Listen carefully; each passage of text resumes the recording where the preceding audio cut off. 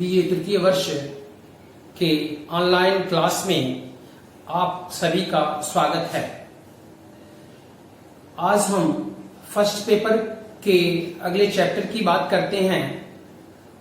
जो अगला चैप्टर हम लोगों का है वो चैप्टर है चिर संवत् शास्त्रीय काल या प्राचीन काल। चिर संवत् शास्त्रीय काल में यूनान एवं रोम के विद्वानों का उल्लेख है या उनका भूगोल के विकास में क्या योगदान है, उसके विषय में हम लोगों को अध्ययन करना है। इस टॉपिक में हम लोगों को जिस प्रकार से प्रश्न का प्रारूप होगा उस प्रकार से उत्तर देना है। इसमें कई प्रकार से प्रश्न पूछे जाते हैं। जैसे पूछा जा सकता है कि चिर संवत् काल में भूगोल के विकास में योगदान की व्याख्या कीजिए, या प्राचीन काल में भूगोल के विकास में जिन जिन भूगोलवेत्ताओं का योगदान है उनका वर्णन कीजिए। तो इसमें हम यूनान एवं रोम के विद्वानों को सम्मिलित करेंगे। कभी कभी केवल यूनान अथवा ग्रीक, यूनान को ही ग्रीक कहा जाता है, तो इनके विद्वानों को हम बताएंगे। कभी कभी रोम के विद्वानों का भूगोल के विकास में क्या योगदान है उनके बारे में हम लोगों को बताना होता है। तो प्रश्न जिस प्रकार से पूछा जाएगा उस प्रकार से उत्तर आप लोगों को देना है। अगर पूछा जाए कि भूगोल के विकास में यूनान के प्रमुख भूगोलवेत्ताओं के योगदान का वर्णन कीजिए, तो यूनान के जितने भी भूगोलवेत्ता हैं सबका वर्णन करना है। प्रश्न इस तरीके से भी पूछा जा सकता है कि भूगोल के योगदान में, जैसे मान लीजिए टालमी हैं तो उनका भूगोल के विकास में क्या योगदान है, या हिकैटियस हैं तो उनका भूगोल के विकास में क्या योगदान है, इस प्रकार से प्रश्न पूछा जा सकता है। कुल मिलाकर के कहने का मतलब यह है कि जिस प्रकार से प्रश्न पूछा जाएगा उस प्रकार से उत्तर आप लोगों को देना है। अब हम बात करते हैं अपने चैप्टर की। तो चिर संवत् शास्त्रीय काल या प्राचीन काल। चिर संवत् या शास्त्रीय काल की अवधि 600 ईसा पूर्व से लेकर 300 ईसा पूर्व तक मानी जाती है। यूनानी एवं रोमन भूगोलवेत्ताओं का भूगोल के विकास में योगदान को इस काल में सम्मिलित किया जाता है। इन विद्वानों की भौगोलिक ज्ञान आरंभ करने में महत्वपूर्ण भूमिका रही है। चिर संवत् काल को ही प्राचीन काल कहा जाता है। इस समय भारत एवं चीन में भी भौगोलिक ज्ञान का विकास हुआ था। तो सबसे पहले हम बात करते हैं यूनानी या ग्रीक भूगोलवेत्ताओं के बारे में। यूनानी भूगोलवेत्ताओं को ही भौगोलिक ज्ञान की आधारशिला रखने का श्रेय दिया जाता है।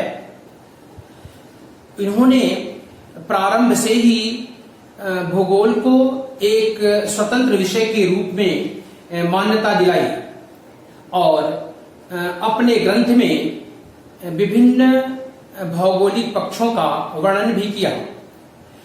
भौगोलिक ज्ञान में वृद्धि के लिए इन्होंने व्यापारियों एवं नाविकों से विभिन्न जानकारियां एकत्रित की थीं। भौगोलिक ज्ञान के विकास में योगदान देने वाले यूनानी भूगोलवेत्ताओं का विवरण निम्न प्रकार से है। इनमें होमर, अलेक्जेंडर, हिकैटियस, हेरोडोटस, अरस्तु, इरेटास्थनीस, टालमी आदि का भूगोल के विकास में योगदान का अध्ययन करना है। अब हम बात करते हैं सबसे पहले होमर की। यद्यपि होमर का समय 900 ईसा पूर्व का रहा है, लेकिन महान इतिहासकार होकर भी इन्होंने भूगोल को नई दिशा देने में महत्वपूर्ण कार्य किया था। इन्होंने 2 महाकाव्यों ओडिसी तथा इलियड की रचना की। इलियड में इन्होंने पृथ्वी के बारे में लिखा कि पृथ्वी की आकृति चपटी एवं वृत्ताकार है, जिसके चारों ओर एक विशाल नदी प्रवाहित होती रहती है। पृथ्वी एवं स्वर्ग की स्थिति के लिए 4 आकाशीय स्तंभों की कल्पना की गई। ओडिसी में सुदूर पूर्व के विभिन्न भूभागों को वर्णित किया गया। होमर ने 4 पवनों का वर्णन किया। ये 4 पवन हैं, बोरियस, नोट्स, जीफारस और यूरस हैं। अब हम बात करते हैं बोरियस की। तो होमर के अनुसार यह उत्तरी पवन है, जिसमें आकाश स्वच्छ रहता है तथा मौसम सुहावना होता है। अगले पवन की बात करते हैं। अगला पवन नोट्स है। यह दक्षिणी पवन, जिसमें आंधी और तूफान आते हैं। जो अगला तीसरा पवन है वह जीफायरस है।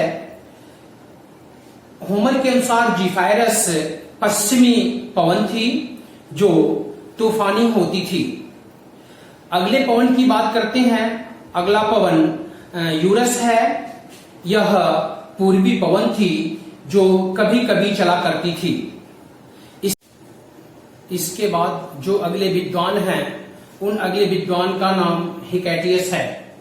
हिकैटियस का समय 500 ईसा पूर्व का रहा है। हिकैटियस मिलिटस के निवासी थे, जहां इनकी शिक्षा आयोनिया नामक संस्था में हुई। इनको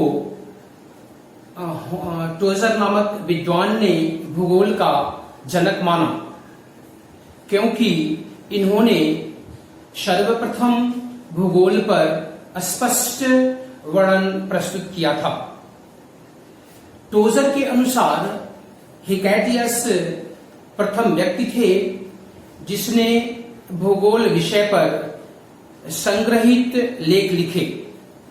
इसी कारण से सही अर्थों में इन्हें भूगोल का जनक कहा जा सकता है। हिकैटियस ने यूनानी विश्व एवं अपनी यात्राओं से सुदूर क्षेत्रों के ज्ञान का वर्णन अपनी प्रसिद्ध पुस्तक पीरियोडस में किया। यह पुस्तक 2 भागों में प्रकाशित हुई थी। इसमें पृथ्वी तथा उस समय के बसे हुए विश्व का प्रादेशिक वर्णन सामान्य सर्वेक्षण के आधार पर प्रस्तुत किया गया।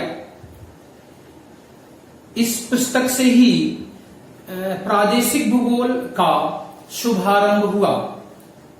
इस पुस्तक के प्रथम खंड में यूरोप तथा द्वितीय खंड में एशिया, लीबिया जो अफ्रीका में स्थित है का वर्णन मिलता है।